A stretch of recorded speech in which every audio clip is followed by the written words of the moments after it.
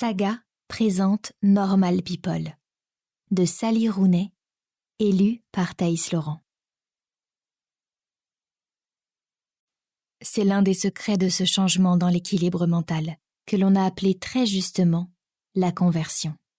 Pour beaucoup d'entre nous, rien ne nous est révélé du ciel ou de la terre tant qu'une personnalité n'a pas touché la nôtre, en exerçant une influence particulière pour la soumettre et la rendre réceptive. George Eliot, Daniel Deronda. Janvier 2011. C'est Marianne qui va ouvrir quand Connell sonne. Elle porte encore l'uniforme de l'école, mais a retiré son pull, n'est donc plus qu'en chemisier et en jupe, et elle s'est déchaussée, marche en collant. « Ah, salut !» dit-il. « Entre !» Elle se retourne et repart dans le couloir. Il ferme la porte derrière lui et la suit. Après avoir descendu les quelques marches menant à la cuisine, il tombe sur Lorraine, la mère de Connell, qui retire ses gants de caoutchouc. Marianne s'assoit d'un bond sur la paillasse et prend le pot ouvert de pâte à tartiner dans lequel elle a laissé une petite cuillère. « Marianne me disait que vous avez eu les résultats de vos examens blancs aujourd'hui, » lança Lorraine. « On nous a seulement rendu l'anglais, » répond-il. « On nous les rend séparément. Tu es prête ?» Lorraine plie soigneusement les gants de caoutchouc et les range sous l'évier. Puis, elle se détache les cheveux. Connell estime qu'elle aurait pu attendre d'être dans la voiture pour faire ça. « Et il paraît que tu t'en es très bien tiré, » dit-elle. « Il a eu la meilleure note de la classe, » intervient Marianne. « Oui, » dit Connell. « Marianne aussi a eu une très bonne note. On y va ?» Lorraine, qui détachait son tablier de cuisine, interrompt son geste. « Je ne savais pas qu'on était pressé, » dit-elle. Il met les mains dans les poches et se retient de soupirer avec irritation, mais inspire de façon audible, donnant malgré lui l'impression de soupirer. « Il faut juste que j'aille vider le sèche-linge, » ajoute Lorraine. « Ensuite on y va, d'accord ?»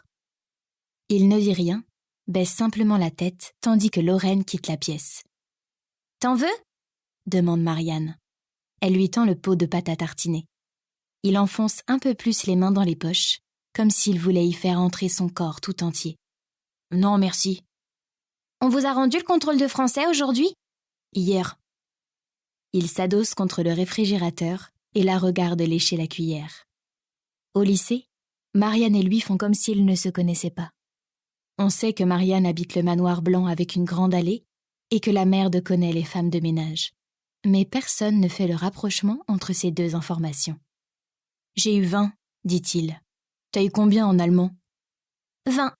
Tu te vantes, là ?»« Tu auras mention très bien au bac, non ?»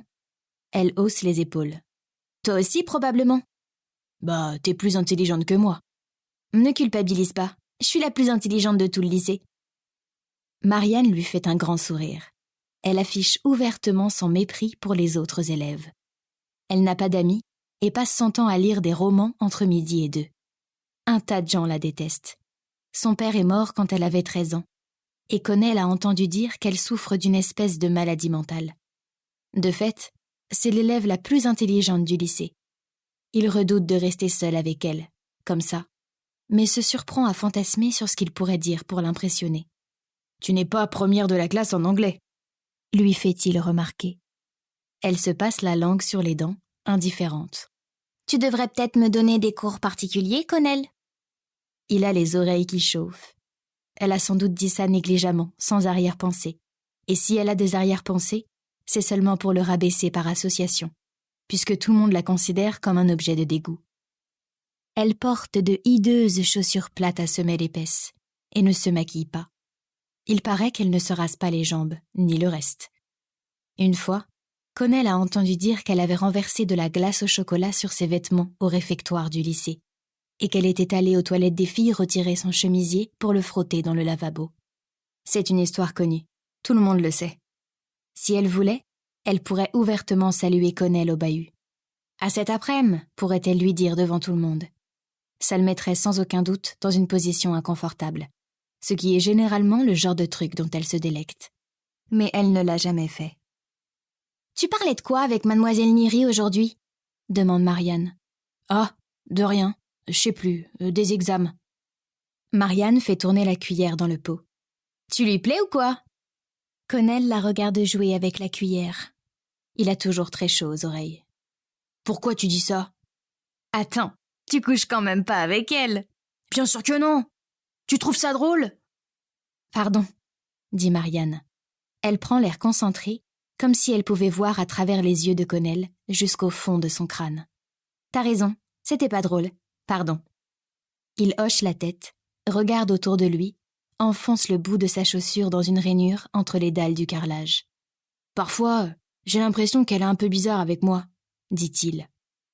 Mais il ne me viendrait pas à l'idée d'en parler à quelqu'un. Même en classe, je trouve qu'elle flirte beaucoup avec toi. Tu trouves? Marianne hoche la tête. Il se frotte le cou.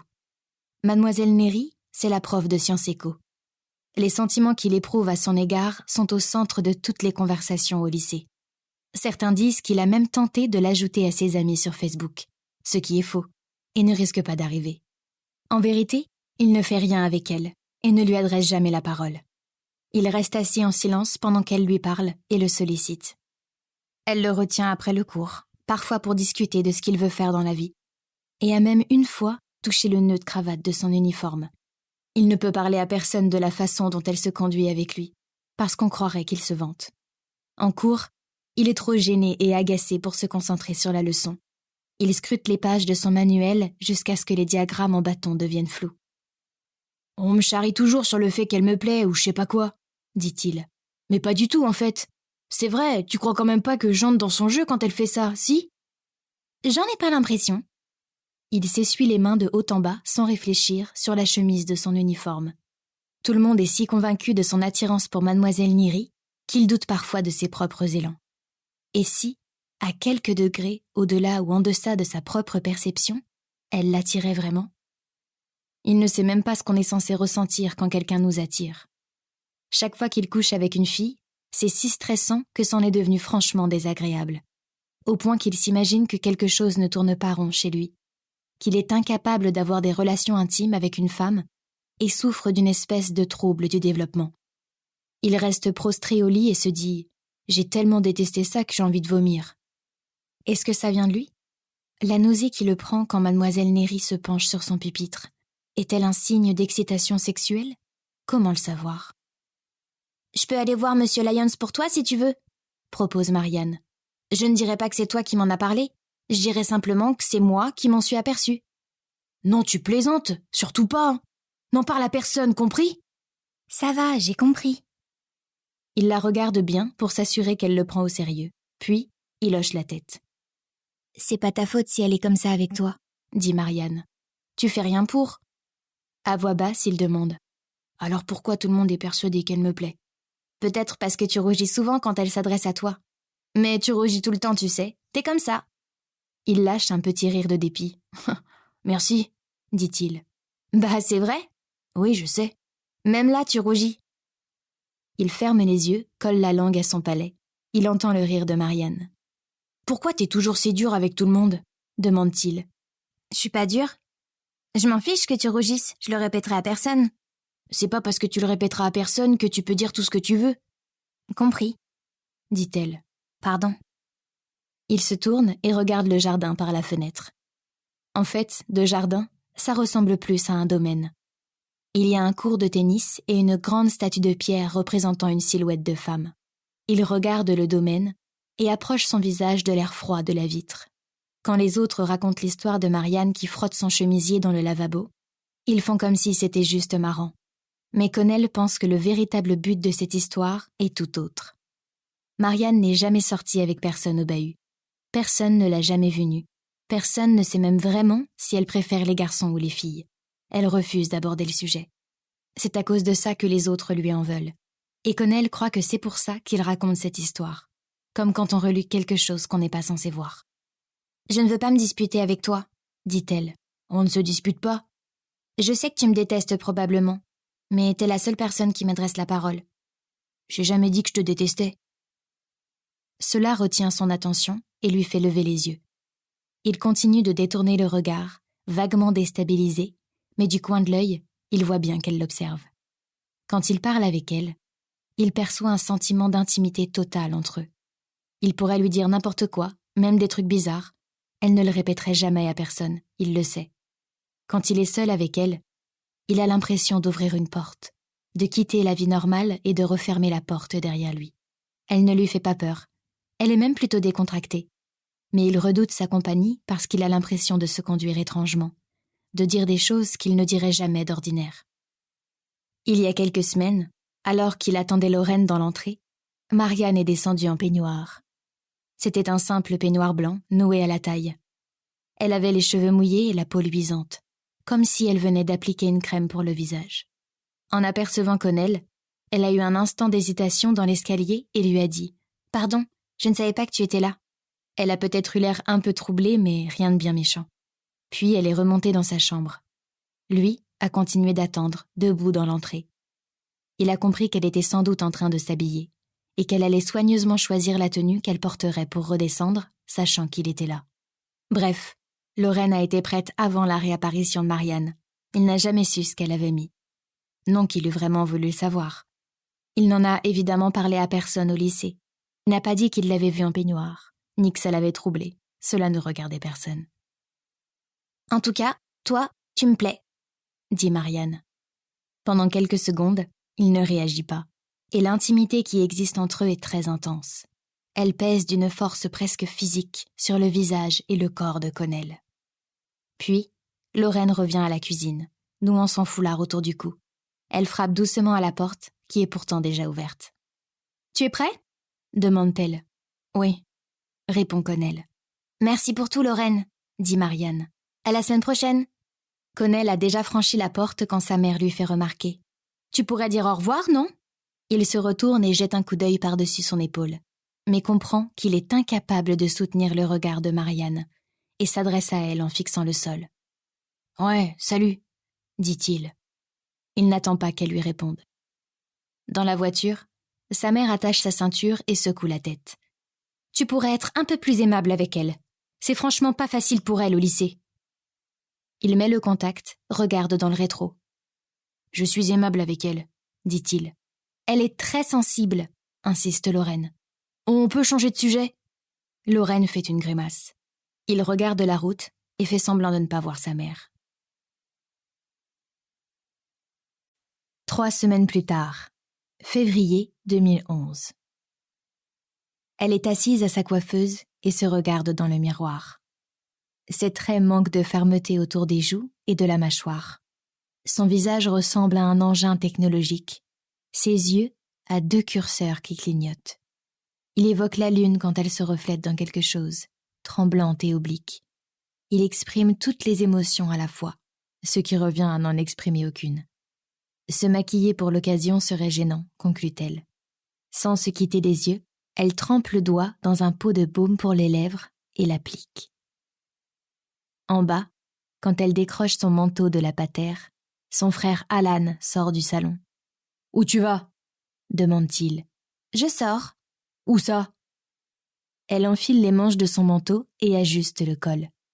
Elle commence à se sentir nerveuse et espère que le silence qu'elle garde est davantage perçu comme un signe d'insolence que d'indécision.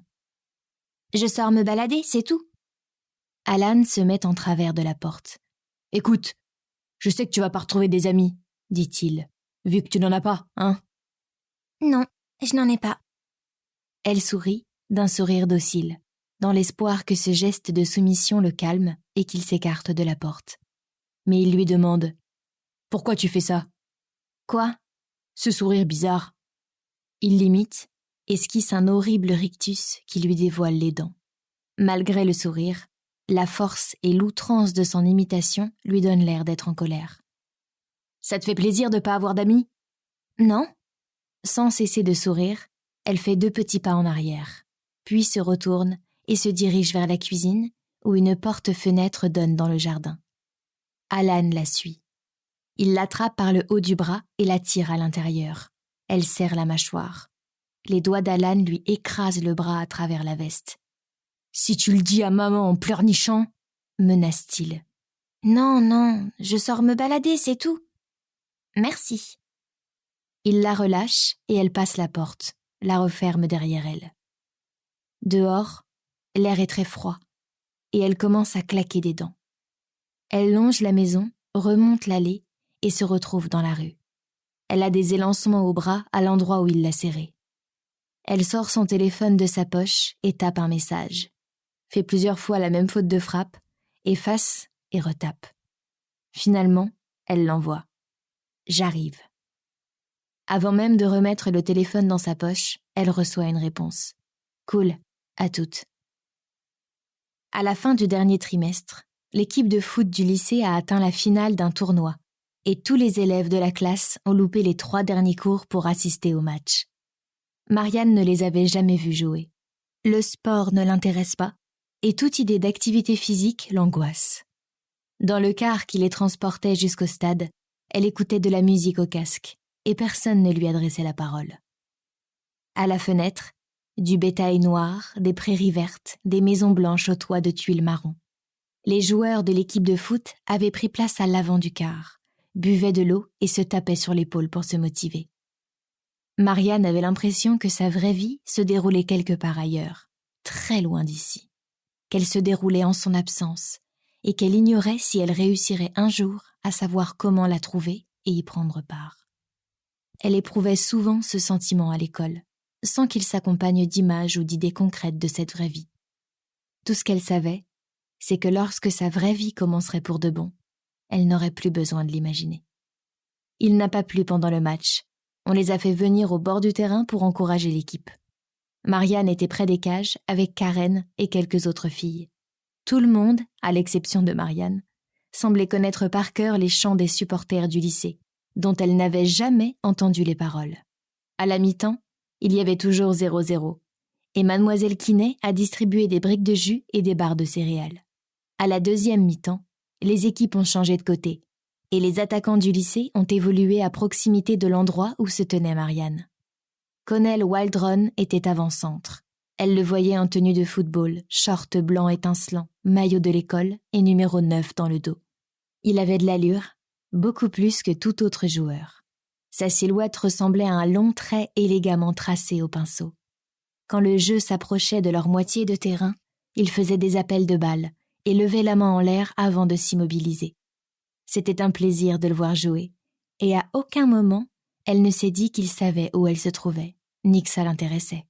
Après les cours, un jour, elle lui dirait qu'elle l'avait vu jouer. Ça le ferait rire, et il lui répondrait qu'elle était bizarre. À la 70e minute de jeu, Hayden Kennedy a remonté l'aile gauche et centré sur Connell, qui a tiré au coin des 18 mètres, lobant les défenseurs, le ballon finissant sa course au fond des filets. Tout le monde a crié, même Marianne. Karen lui a passé les bras autour de la taille et l'a serré contre elle. Elle criait en chœur, venait de vivre un instant magique, abolissant les relations sociales qui existaient entre elles d'ordinaire. Mademoiselle Quinet sifflait et tapait des pieds. Sur le terrain, Connell et Hayden s'étreignaient comme 2 frères qui se retrouvaient après une longue séparation. Connell était si beau. Marianne s'est dit qu'elle adorerait le voir faire l'amour. Pas forcément avec elle, avec n'importe qui. Le simple fait de le regarder serait magnifique. Elle savait que c'était le genre de pensée qui la distinguait des autres, au lycée, et qui faisait d'elle une personne plus bizarre qu'eux. Les camarades de classe de Marianne ont tous l'air d'aimer l'école, de trouver ça normal. Porter le même uniforme chaque jour, se plier constamment aux mêmes règles arbitraires, être surveillé et jugé pour mauvaise conduite, à leurs yeux, est normal. Ils ne voient pas l'école comme un environnement oppressif. L'an dernier, Marianne s'est disputée avec le prof d'histoire, M. Kerrigan, parce qu'il l'a surprise en train de regarder par la fenêtre pendant le cours, et personne n'a pris sa défense. Ça lui semblait si fou de devoir porter un uniforme chaque jour et de s'attrouper toute la journée dans un immense bâtiment, sans même avoir le droit de regarder où elle voulait.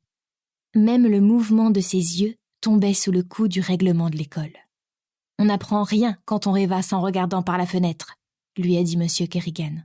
Marianne, déjà sur les nerfs, lui a répondu du tac au tac. « Ne vous faites pas d'illusions, je n'ai rien à apprendre de vous. » Connell lui a dit récemment qu'il se souvenait bien de l'incident et que sur le moment, il l'avait trouvé dur avec M. Kerrigan, qui était l'un des profs les plus compréhensifs. « Mais je vois ce que tu voulais dire », a ajouté Connell. « Sur le fait de te sentir un peu prisonnière de l'école, je vois ça. Il aurait dû te permettre de regarder par la fenêtre, je suis d'accord. Tu ne faisais rien de mal. » Après leur conversation dans la cuisine, quand elle lui a dit qu'il lui plaisait, Connell s'est mis à passer plus souvent chez elle. Il arrivait en avance pour récupérer sa mère au travail et traînait au salon sans dire grand-chose, ou restait debout près de la cheminée, les mains dans les poches. Marianne ne lui demandait jamais ce qu'il faisait là. Il parlait un peu, ou alors elle parlait et il hochait la tête. Il lui a conseillé de lire le manifeste du Parti communiste. Il pensait que ça lui plairait et a proposé de lui noter le titre quelque part pour qu'elle ne l'oublie pas. « Je connais le manifeste du Parti communiste », a-t-elle répondu. « D'accord », il a dit en haussant les épaules. Quelques instants plus tard, il a ajouté avec le sourire. « Tu fais ta supérieure, mais je suis sûre que tu ne l'as jamais lu. » Elle n'a pas pu se retenir de rire, et il a ri lui aussi en la voyant. Il n'arrivait pas à se regarder dans les yeux quand il riait. Il fallait qu'il fixe un coin de la pièce, ou leurs pieds. Connell semblait comprendre les sentiments que lui inspirait l'école. Il aimait bien savoir ce qu'elle pensait, prétendait-il. « Tu l'entends suffisamment en cours, ce que je pense », a-t-elle dit. L'air de rien, il a répondu « Tu es différente en cours. Tu n'es pas vraiment comme ça. » Il semblait croire que Marianne avait accès à tout un éventail d'identités différentes, dont elle changeait sans effort. Elle s'en est étonnée, parce qu'elle se sentait généralement confinée dans une seule personnalité, toujours la même quoi qu'elle fasse ou dise. Elle avait voulu changer par le passé, comme pour tenter une expérience, mais ça n'avait jamais marché. Elle avait beau se conduire différemment en présence de Connell, elle ne sentait pas cette différence en elle-même, dans sa personne, mais entre deux, dans leur dynamique. Parfois elle le faisait rire, mais certains jours il était taciturne, insondable. Et dès qu'il s'en allait, elle avait l'impression de planer, d'être tendue, à la fois pleine d'énergie et complètement vidée. La semaine dernière, il l'a suivie dans le bureau où elle allait chercher un exemplaire de « La prochaine fois, le feu » pour le lui prêter. Il a inspecté la bibliothèque, le bouton du haut de sa chemise défait et le nœud de sa cravate desserré. Elle a retrouvé le livre et le lui a donné, et il s'est assis sur le rebord de la fenêtre pour lire la 4e de couverture. Elle s'est assise à ses côtés et lui a demandé si ses amis Eric et Rob savaient qu'il passait son temps à lire en dehors de l'école. « Ces trucs-là ne les intéresseraient pas », a-t-il répondu. « Tu veux dire que le monde qui les entoure ne les intéresse pas ?» Connell a fait la grimace qu'il faisait toujours quand elle critiquait ses amis. Un froncement discret. « Pas de la même façon », il a dit. « Il y a des choses qui les intéressent. Je ne crois pas qu'ils iraient lire des bouquins sur le racisme, tout ça. » « Oui, ils sont trop occupés à bavasser sur les filles avec qui ils couchent. » Il s'est figé un instant, comme si ses oreilles avaient sifflé sans savoir quoi répondre exactement. « Ouais, ça leur arrive, » il a dit. « Je les défends pas, je sais qu'ils peuvent être pénibles. »« Ça ne te gêne pas ?» Il s'est figé une nouvelle fois. « La plupart du temps, non. Parfois, ils passent un peu les bornes et ça m'énerve, c'est clair. Mais au bout du compte, c'est mes potes, tu vois. C'est pas pareil pour toi. » Elle l'a dévisagé, mais il examinait le dos du livre. « Comment ça, pas pareil ?» Il a haussé les épaules, tordant la couverture dans un sens, puis dans l'autre. Elle était frustrée. Elle avait le visage et les mains en feu. Il a continué de regarder le livre, même s'il avait déjà sans doute lu le pitch en entier. Elle était sensible à la présence du corps de Connell, à une échelle microscopique, comme si le mouvement ordinaire de sa respiration était assez puissant pour la rendre malade. « Tu te rappelles la dernière fois, quand tu m'as dit que je te plaisais ? Tu me l'as dit dans la cuisine quand on parlait du bahut. »« Oui. » »« Tu voulais dire, comme amie ?» Elle a baissé les yeux sur ses genoux. Elle portait une jupe de velours et dans la lumière de la fenêtre, s'est aperçue qu'elle peluchait. « Comme amie, oui, » a-t-elle confirmé. « Ah, je vois. Je me posais la question. » Il a hoché la tête, tout penaud. « Je ne sais pas trop ce que je ressens, » a-t-il repris. « Je crois que ce serait bizarre au lycée s'il se passait quelque chose entre nous. » « On n'est pas obligé de le faire savoir. » Il a levé la tête et l'a regardé droit dans les yeux, avec une attention totale. Elle savait qu'il allait l'embrasser, et c'est ce qu'il a fait. Il avait les lèvres douces. Elle a senti la langue de Connell remuer délicatement dans sa bouche. Puis, ça a été fini. Il s'est retiré. Il a semblé se souvenir qu'il tenait le livre et se replonger dans sa contemplation. « C'était bien, » elle a dit. Il a hoché la tête, a dégluti, baissé les yeux sur le livre une fois de plus. Il était si déconcerté comme si elle avait commis un impair en faisant référence à leur baiser, que Marianne a éclaté de rire. Ça a eu l'air de le troubler. « Bon, » a-t-il dit. « Qu'est-ce qui te fait rire ?»« Rien. » »« On dirait que t'as jamais embrassé personne. »« Ben, c'est le cas. » Il s'est pris le visage à 2 mains. Elle a ri de plus belle. Elle n'arrivait plus à s'arrêter. Et puis, il s'est mis à rire lui aussi. Il avait les oreilles toutes rouges et secouait la tête. Au bout de quelques secondes, il s'est levé, livra la main. « Ne parle pas de nous à l'école, d'accord ?» il a dit. « Tu m'as déjà vu parler à quelqu'un à l'école ?» Il est sorti. Elle est lentement descendue du rebord, s'est laissée glisser au sol, jambes tendues devant elle comme une poupée de chiffon. Elle est restée là, assise par terre, avec l'impression que Connell n'était venu chez elle que pour la mettre à l'épreuve, qu'elle avait réussi cette épreuve, et que le baiser était une façon de lui dire « Tu as réussi ». Elle a repensé à la façon dont il avait ri quand elle lui avait dit n'avoir jamais embrassé personne. Chez quelqu'un d'autre, un tel rire eût été cruel, mais pas chez lui. Ils avaient ri ensemble, dans une situation partagée, vécue à l'unisson. Même si Marianne n'aurait pas su comment décrire cette situation, ni ce qu'elle avait de drôle. Le lendemain matin, avant le cours d'allemand, elle s'est assise et a observé la bousculade de ses camarades de classe contre les radiateurs, leurs cris et ricanements. Au début du cours, ils ont écouté en silence l'enregistrement d'une Allemande qui parlait d'une soirée qu'elle avait ratée. « Es tut mir sehr leid » Dans l'après-midi, il s'est mis à neiger. D'épais flocons gris tombant à la fenêtre et fondant sur le gravier. Il y avait dans tout quelque chose de sensuel. L'odeur de renfermé des salles de classe, le timbre métallique de la sonnerie de fin des cours, les arbres sombres et maussades qui se dressaient tels des spectres autour du terrain de basket.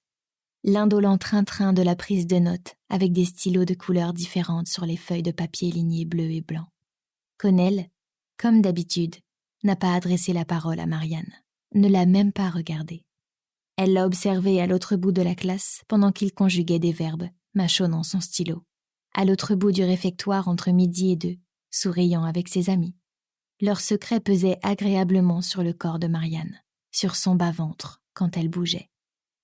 Elle ne l'a pas vu après les cours ce jour-là, ni le lendemain.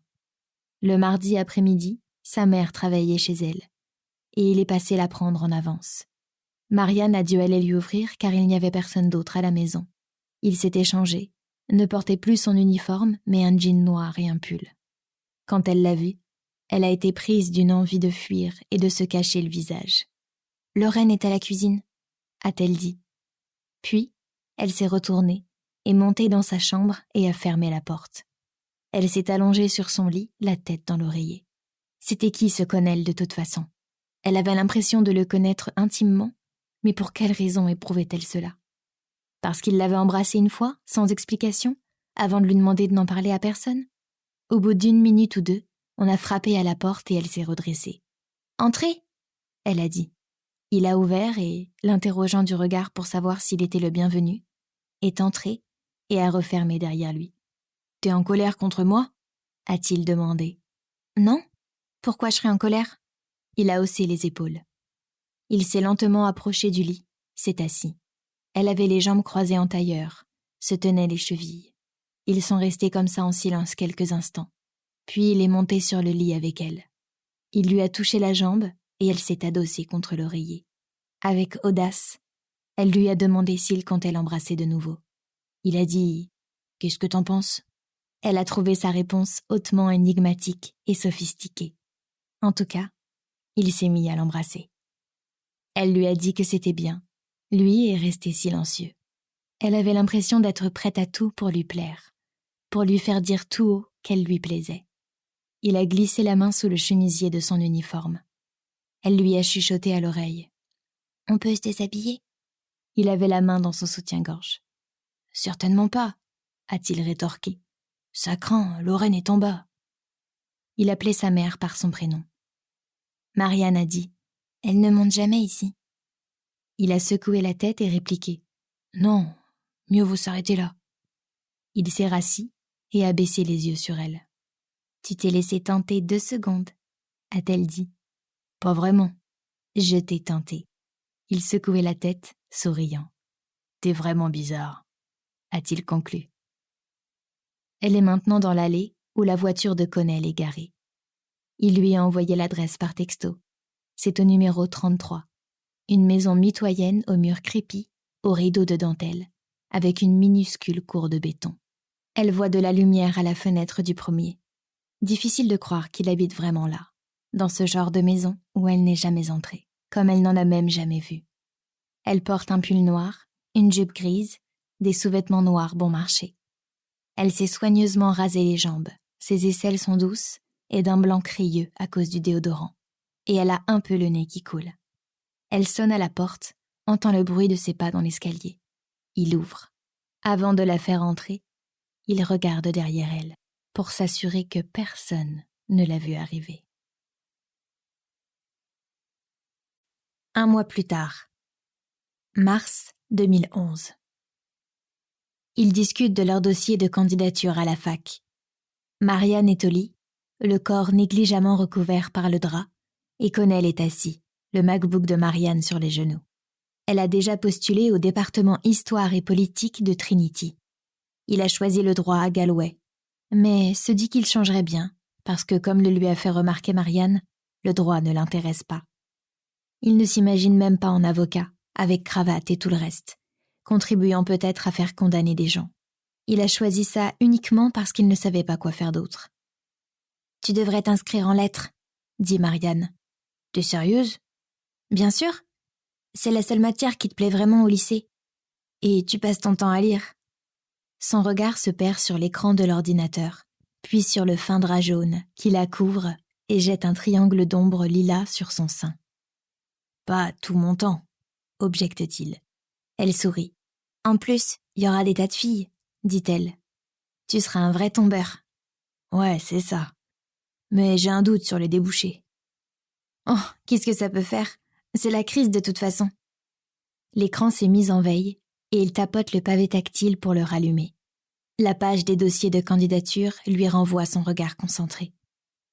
La première fois qu'ils ont couché ensemble, Marianne a passé la nuit chez lui. Il n'avait jamais fait ça avec une vierge. En tout, il avait eu très peu de rapports, et toujours avec des filles qui avaient fini par vendre la mèche à l'école. Il avait dû s'entendre rappeler ses moindres gestes dans le vestiaire, ses faux pas, et bien pire, ses douloureuses velléités de tendresse, grossièrement mimées. Avec Marianne, c'était différent, parce que tout restait entre eux, même les détails bizarres ou difficiles. Il pouvait faire ou dire tout ce qu'il voulait avec elle, sans que quiconque soit au courant. Il éprouvait une impression grisante de vertige à cette idée. Quand il l'a touchée cette nuit-là, elle mouillait tellement qu'elle a eu les yeux révulsés et a dit « Ah putain, oui !» Et elle avait le droit de le dire. Personne n'en saurait rien. Il a eu peur de jouir tout de suite, rien qu'en la touchant comme ça. Le lendemain matin, quand elle est partie, il l'a embrassée et sa bouche avait un goût alcalin, comme du dentifrice. « Merci », a-t-elle dit. Puis elle s'en est allée, avant qu'il comprenne pourquoi elle l'avait remercié. Il a mis les draps à la machine et pris du linge propre dans le placard du chauffe-eau. Il se disait que Marianne était une personne secrète, indépendante, capable de venir chez lui et de l'autoriser à coucher avec elle sans éprouver le besoin d'en parler à qui que ce soit. Elle se laissait porter par les événements, comme si rien n'avait d'importance pour elle. Lorraine est rentrée dans l'après-midi. Avant même de poser les clés sur la table, elle a demandé « C'est le lave-linge ?» Connell a fait oui de la tête. Elle s'est accroupie et a regardé par le hublot, dans le tambour où ses draps brassaient la mousse. « Je ne veux pas savoir, » a-t-elle dit. « Quoi ?» Elle a rempli la bouilloire et il s'est appuyé contre la paillasse. « Pourquoi tu as mis tes draps à laver ? Je ne veux pas savoir. » Il a levé les yeux au ciel, histoire de faire quelque chose. « Tu imagines toujours le pire, » a-t-il dit. Elle a ri, fixant la bouilloire sur son socle et appuyant sur le bouton. « Tu plaisantes » a-t-elle rétorqué. « Je dois être la mère la plus coulante de toute l'école. Tant que tu te protèges, tu peux faire ce que tu veux. » Il n'a rien dit. La bouilloire s'est mise à chauffer et elle a pris une tasse dans le placard. « Alors » a-t-elle repris. « Ça veut dire oui ?»« Oui quoi ? Bien sûr que non, je n'ai pas couché avec quelqu'un sans protection en ton absence. C'est bon là !»« Mais encore ? Comment elle s'appelle ?» C'est le moment qu'il a choisi pour quitter la pièce. mais il entendait rire sa mère en montant l'escalier. La vie de Connell amusait toujours beaucoup Lorraine. Le lundi au lycée, il a tout fait pour éviter de croiser le regard de Marianne, ou d'avoir le moindre contact avec elle. Ils portaient leur secret comme on porte quelque chose de grand et chaud, un plateau plein de boissons brûlantes qu'il faut trimballer partout sans jamais le renverser. Elle a fait pareil, comme s'il ne s'était rien passé, a lu son livre dans les vestiaires comme d'habitude, participé à des débats stériles. Au réfectoire, le mardi, Rob a commencé à poser des questions à Connell, au sujet de sa mère qui travaillait chez Marianne, et Connell s'est contenté de manger en essayant de garder un visage impassible. « Tu y es déjà allé ?» lui a demandé Rob. « Au manoir. » Connell a secoué son paquet de chips dans le creux de sa main et regardé dedans. « Ça m'est arrivé, oui. C'est comment à l'intérieur ?» Il a haussé les épaules. « J'en sais rien, » a-t-il dit. « C'est grand, évidemment. » « Comment elle est dans son habitat naturel ?»« J'en sais rien. Je suis sûre qu'elle te prend pour son domestique, non ?» Connell s'est essuyé la bouche du dos de la main.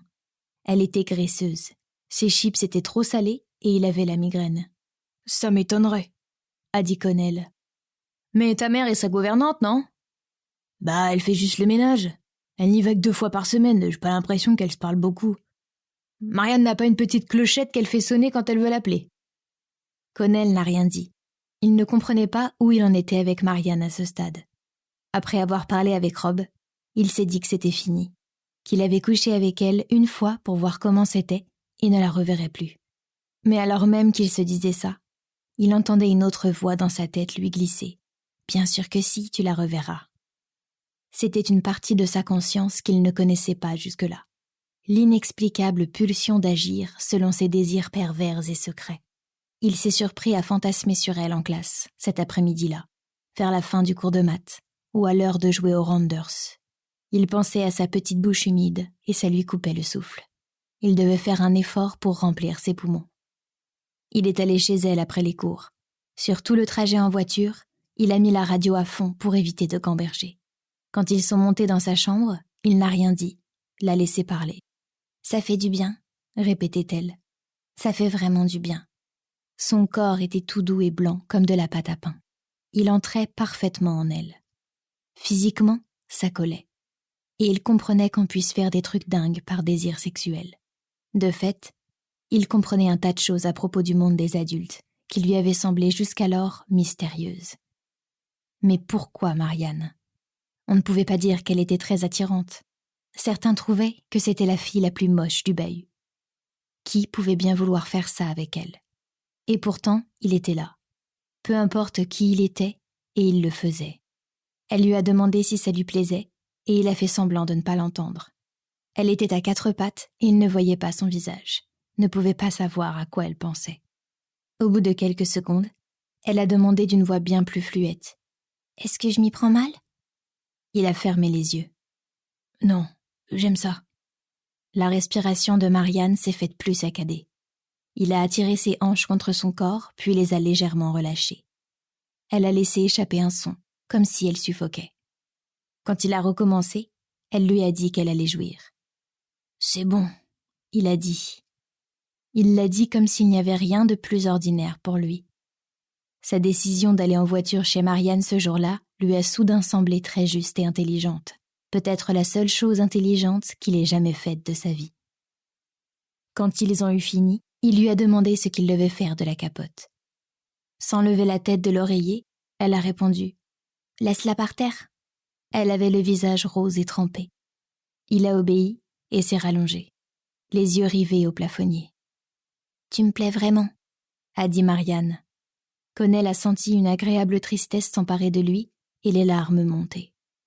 Il lui est arrivé, comme ça, de connaître des moments de douleur émotionnelle, sans signification, en tout cas indéchiffrable. Marianne menait une existence radicalement libre, il le voyait. Lui était prisonnier de considérations diverses. Il se souciait de ce qu'on pensait de lui. Il se souciait même de ce que Marianne pensait de lui. C'était désormais évident. Plusieurs fois, il a tenté de coucher sur le papier les pensées que lui inspire Marianne pour mieux les comprendre. Il est mu par le désir de décrire précisément, avec des mots, son apparence et sa façon de parler, ses cheveux et ses vêtements. L'exemplaire de Du côté de chez Swann qu'elle lit entre midi et 2 au réfectoire du lycée, avec sa sombre peinture française en couverture et son dos vert menthe. Les longs doigts de Marianne tournant les pages. Elle ne mène pas la même existence que les autres. Elle semble forte d'une telle sagesse, parfois, qu'il a l'impression d'être ignorant. Mais elle peut aussi être très naïve. Il veut comprendre comment fonctionne son esprit. S'il décide de se taire pendant une conversation, Marianne lui demande « Quoi ?» au bout d'1 ou 2 secondes. Ce « quoi » lui semble contenir tant de choses. Non seulement l'attention quasi scientifique à ses silences, qui lui permet de poser cette question, mais un désir de communication totale, le sentiment que tout ce qui n'est pas dit est une rupture malvenue entre eux. Il écrit tout cela, dans de longues phrases interminables pleines de subordonnées, parfois liées par des points-virgules pantelants, comme s'il cherchait à recréer une copie papier fidèle de la personnalité de Marianne, comme s'il pouvait fixer complètement son image en prévision d'une future analyse. Puis il tourne la page de son carnet de notes pour ne pas avoir à lire ce qu'il a écrit. « À quoi tu penses ?» lui demande à présent Marianne. Elle glisse ses cheveux derrière son oreille. « À la fac », dit-il. « Tu devrais déposer une candidature à la fac de lettres de Trinity. » Il reprend sa contemplation de la page web. Ces derniers temps, il est obsédé par l'idée d'être double, et que bientôt, il lui faudra choisir celui des 2 qu'il veut être à temps plein et abandonner l'autre. Il a une vie à Caricléa, des amis. S'il allait à la fac à Galway, il pourrait vraiment garder le même groupe social et mener l'existence qu'il a toujours envisagée, obtenir un bon diplôme, avoir une gentille petite amie. Les gens diraient qu'il se débrouille bien. D'un autre côté, il pourrait aller à Trinity, comme Marianne. Sa vie prendrait un tour bien différent. Il serait invité à des dîners, aurait des conversations sur le sauvetage de l'économie grecque. Il baiserait des nanas excentriques qui se révéleraient être bisexuelles. « J'ai lu Le Carnet d'or », il leur dirait. C'est vrai, il l'a lu. Après ça, il ne reviendrait jamais à Caricléa, partirait ailleurs, à Londres ou Barcelone. Les gens ne diraient pas forcément qu'il a réussi. Certains songeraient peut-être qu'il a mal tourné, d'autres l'oublieraient complètement. Qu'en penserait Lorraine ? Elle voudrait qu'il soit heureux et se ficherait de l'opinion des autres. Mais le Connell d'avant, celui que tous ses amis connaissent, cette personne-là serait morte d'une certaine façon, ou pire, ensevelie vivante et hurlant sous terre. « On serait tous les 2 à Dublin alors, » dit-il. « Je parie que tu ferais semblant de ne pas me connaître si on tombait l'un sur l'autre. » Marianne d'abord se tait. Plus elle garde le silence, plus il sent la tension monter, comme si elle était vraiment capable de le faire. Et l'idée qu'il soit hors de portée de son attention le fait paniquer, non seulement à cause de Marianne, mais à propos de son propre avenir, de la somme des possibles. Puis elle dit « Je ne te ferai jamais ça, Connell. » S'ensuit un silence très profond. Pendant quelques secondes, il reste allongé immobile. Bien sûr, lui fait semblant de ne pas connaître Marianne au lycée, mais il préfère ne pas aborder le sujet. C'est comme ça, voilà tout. Si on apprenait ce qu'il fait en secret avec Marianne, alors qu'il prétend ne pas la connaître, sa vie serait foutue. Il traverserait les couloirs sous le regard de tous, comme une espèce de tueur en série, ou pire. Pour ses amis, il n'a rien d'un pervers, ne serait pas capable de dire à Marianne Sheridan, au grand jour, parfaitement sobre, « Je peux te jouir dans la bouche ?» Nous espérons que vous avez apprécié cet aperçu. Pour continuer à écouter ce livre audio sur Google Play Livres, utilisez le lien dans la description de la vidéo.